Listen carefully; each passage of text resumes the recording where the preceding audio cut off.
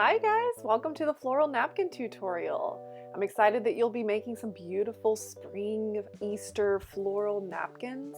So the very first thing you're going to do is kind of decide how you want to fold your napkins. It might be a few different ways. Honestly, it doesn't matter all that much, but if you have a particular way that you want the text to display, the flowers to display, and you want it to show up a certain way and you always fold your napkins the same way, then just go ahead and kind of play around with it and decide for now.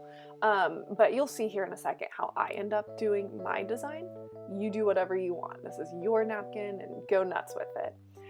Another thing I want to say, you'll see that I'm clipping my napkin to this artboard. I have put aluminum foil over my artboard. You can put plastic, wax paper, parchment paper, aluminum foil.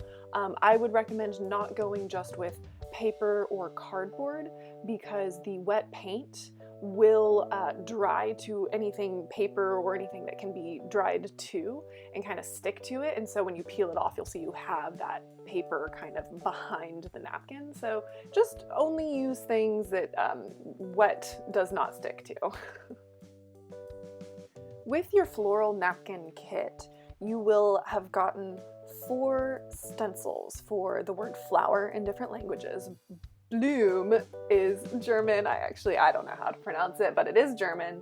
And then you also have French, Spanish / Portuguese, and Italian in here. So that's bloom, fleur, fiore, flor, in my wonderful way of speaking these languages. So right now I'm showing you one option to use your stencil. I'm getting paint. Black paint is the color that I would like for this. I'm getting paint on the sponge included with the kit. One thing to keep in mind, and I did not do this very well, so you'll see a little bit of a mistake later on, you want your sponge to be almost completely dry. I actually have a little bit of water in my sponge, so it leaks a little bit and it's not great.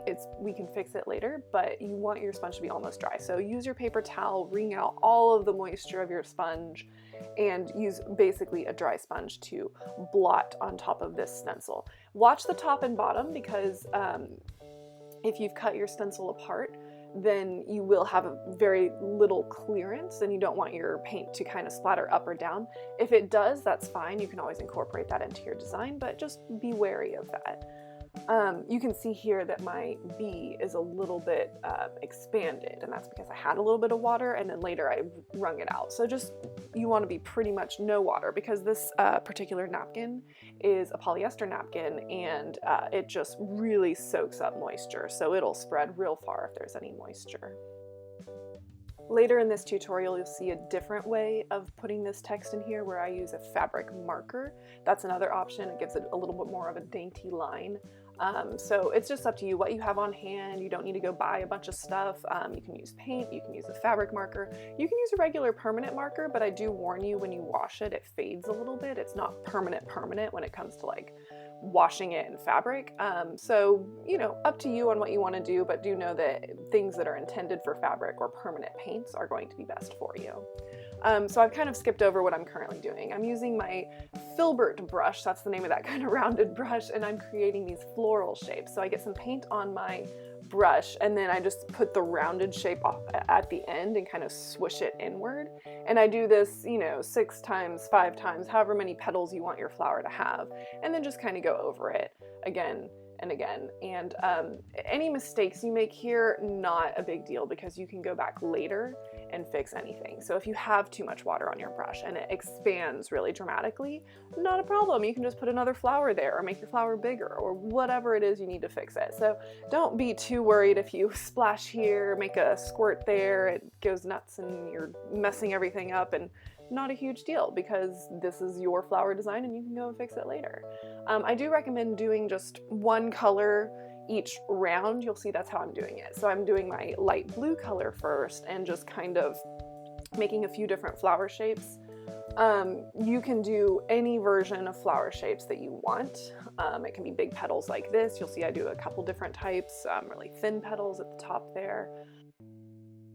I have decided to do 4 colors for my flowers, and then on top of that black and white for details. I would stick to 3 or 4. If you do more than that, it's going to take you a million years to finish this thing. 2 colors even is fine, but 3 kind of gives you a good dimension, and then 4 is like, I wouldn't do more than that. So I've done a light blue color. I got my blue and mixed a little bit of white into it, which is what you see here. I've also done like a dark teal color, which is honestly quite pretty. That's a little bit of blue, a little bit of green mixed together. Looks great. You'll see it here soon. And then I've done like a bright coral orangey color. That one is a little bit of red, yellow mixed with white. It's a bunch of different colors.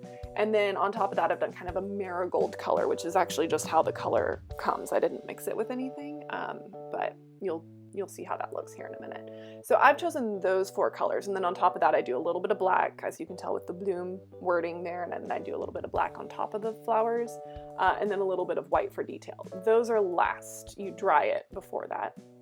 So I'm doing 1 color at a time. I'm doing several different petal shapes. You can choose one of these petal shapes and do everything consistent. You can do all of them. The first napkin is going to take you the longest because you're kind of deciding your template, you're deciding what it is you want to do.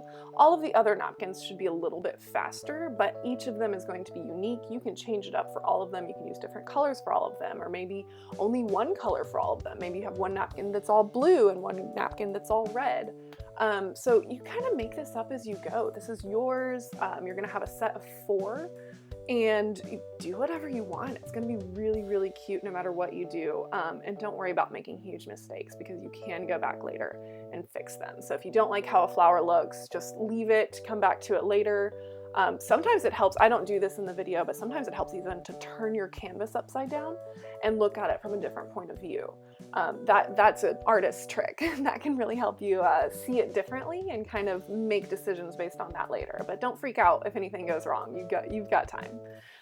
So as you can see, I've done my light blue flowers and then I've done my orange flowers. Between each color, I'm rinsing my brush out pretty well, and I'm using the paper towel to really wring out any water that's there because, again, you want a fairly dry brush. It can have the tiniest bit of moisture, but it can't be wet, or else it's just going to spread everywhere. So I've decided to do a cluster of flowers in the center of the napkin, kind of a circle in the center. You'll see obviously at the end how it actually ends up turning out. I did a few different designs and this was my favorite. It was the most cohesive design. Later in the tutorial you'll see another option where there's just kind of flowers all over. That's okay, but it does take a while. The more flowers you do, the longer it takes, and you are doing 4 napkins and you don't want to be here for years. So think about it this way. You kind of want your first napkin to take you the longest, but if it's taking you over an hour, then it's going to be at a minimum like a 3-hour project to finish your napkin. So kind of keep it simple, keep it cute, but keep it simple, and maybe a cluster of flowers, some smaller flowers. But if you're trying to fill every corner of this napkin with flowers, it is going to take a while. That's not a bad thing. It's your time, but you might never finish. So we do want to keep it reasonable. So as you can tell, I'm doing my final color, this kind of marigold mustard color. It's one of my favorite colors in the universe. And I really like this color scheme, how it turned out. One thing that you can do if you aren't sure what colors to do, first of all, you can do exactly what I've done here because let's be real, it's cute. Or you can go on Pinterest or any other inspiration site that you use and just search color palettes. You can search wedding color palettes. You can search for cake designs or floral designs. Honestly, that's what I do when I'm looking for color palettes, is I just look at different ways that color is used in home decor and room designs. I mean, there's a whole bunch of palettes out there on Pinterest just ready for you to look at them. So get some inspiration for that. Do keep in mind, like I said, 3 to 4 colors is kind of where you want to be, and then black and white can be on top of that. I added a few dots. I used my paintbrush that was included in the kit for the dots, but one thing you can do, and I've done this before, is you actually just get a skewer, you know, like what you would put things that you skewer on, like a kitchen skewer. And the end of it is usually a flat little circle. Chopsticks are another option for this. And you can just kind of dip it in the paint, dot it on the canvas, dip it in the paint, dot it on the canvas, and it gives you some really perfect dots real quick. So you don't have to use the paintbrush if it's taking too long. You can have some other tools on hand. Anything that makes a little circle shape will get you just fine. So before the next step, which is going on top of the existing flowers and adding some details, you are going to want to make sure that the paint you currently have on your canvas is dry. So I don't picture it here, but you use a hair dryer and just use it on low setting until it's dry. The paint that I'm using dries pretty quickly. It's a water-based paint. It's a fabric paint, but you can also use acrylic paint, and that also dries pretty quickly. So you're just going to want to be sure to do that before going on, or else it'll get kind of blendy and gross. So don't miss that step, even though I don't picture it here.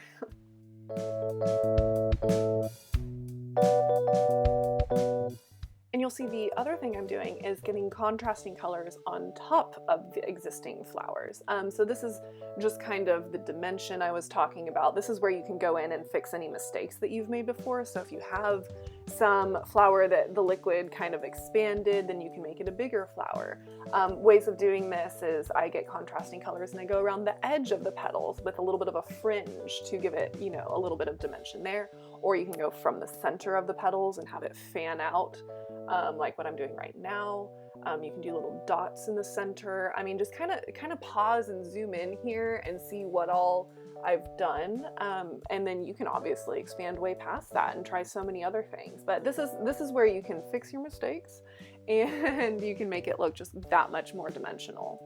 Right now I'm going in with black and fixing up. Black is one of the last things you'll want to do. You'll see I do white on top of this, but black is one of the last things you'll want to do.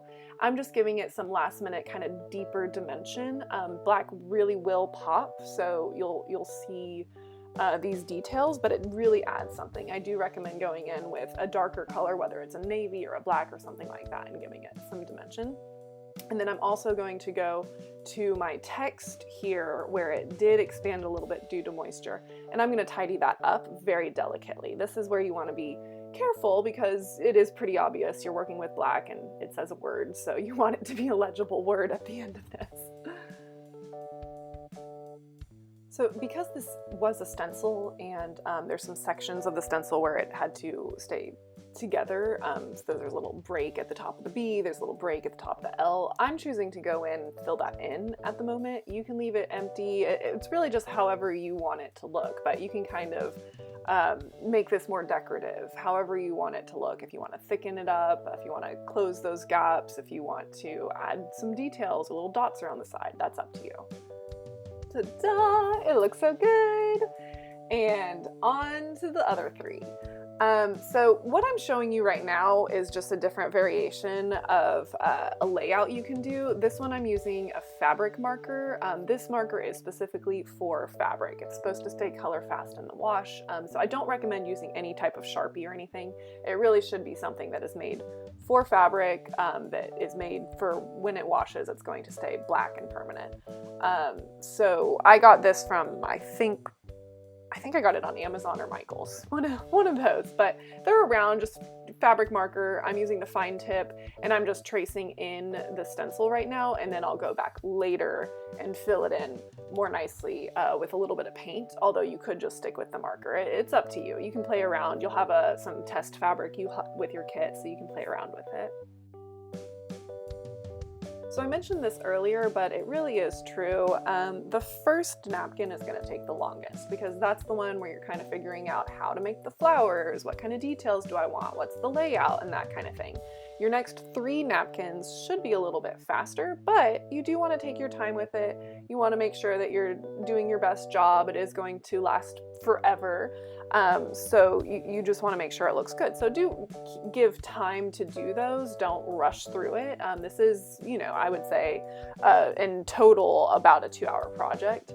Hour and a half if you're fast. But do try and keep your layout a little bit simple, a little bit manageable, because if you do this very intricate thing and it took you 2 hours to do just the first napkin, then you're not going to want to finish. So keep it in mind, play around, maybe sketch something out or test it on your test fabric first. You can do each napkin one at a time, or now that you have this first one done, you can lay out the last 3 napkins and then just do each color as you go, if you have space for that. So it's up to you what you want to end up doing, but you know, just keep in mind that to have a full set of 4 napkins, you do have to make 4 napkins. So good luck. So I'm just giving you quickly another option of a layout. This one I'm using a sponge brush. I didn't love how it worked, so honestly I didn't include it in your kit. I gave you the paintbrush. It didn't work that well on this fabric. So if you have one lying around, feel free to play around with it. But to me, I didn't love it. But I do want to just show you this project because of the layout. It's a little bit more of a spread out floral that takes up more space on the napkin. I make the flowers a little bit bigger, and it's just some different flower shapes. So I'm gonna quickly just speed through this on double time, and you'll just kind of see how it turns out. One thing that I think made the sponge brush really not work that well is the fact that it is a sponge. It holds moisture, that's what sponges do. And so even when I thought the sponge brush was like fairly dry, it still had a decent amount of moisture in it, which is why you can kind of see how it expands the paint more than I intended. However, one thing I want to mention with this is that that's not the worst thing, because you'll see in the last few clips that this part of it is, well, not supposed to be ugly, but it's supposed to be unfinished. This doesn't look perfect, this first round of putting petals down and kind of making that work, because it's really in the detail. It's when you go back in and you add the details on top of the flowers, the fanning, and kind of round them out and join them together, that's when it really comes together. So the fact that it looks really raw right now and kind of frankly ugly and not finished and not cute is fine, because you'll see how the final product turns out. In fact, you see just then I filled in some of the colors, I'm going back and filling it out, but these details are really what takes the longest time. And the big flowers that you do from the beginning, that shouldn't be where you spend your time. The time should be spent on the details on top and finishing your napkin. So just keep watching and keep seeing what I do.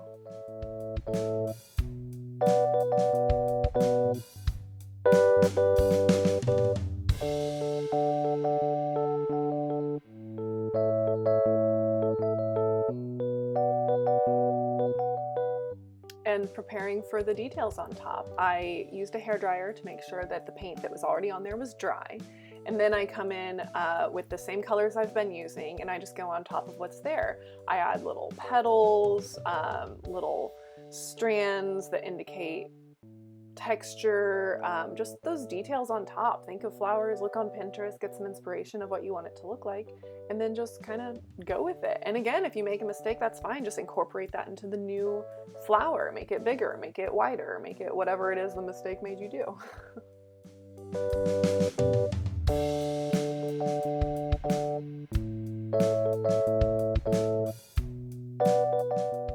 One of the last things I do is go in with black and then white. So the black adds a very deeper dimension. I added little dots in the center of one of the flowers. I added some striations, a little bit of a circle pattern there. Now I'm going in with white and going on top of the darker colors and giving it just a little bit of dimension there. And then I get black again and I go over the text that, remember, I did with the fabric marker just to trace an outline, and now I'm going in with paint and my fine circle brush and just filling out those letters. And it looks quite lovely, really. So, ta-da, here we go.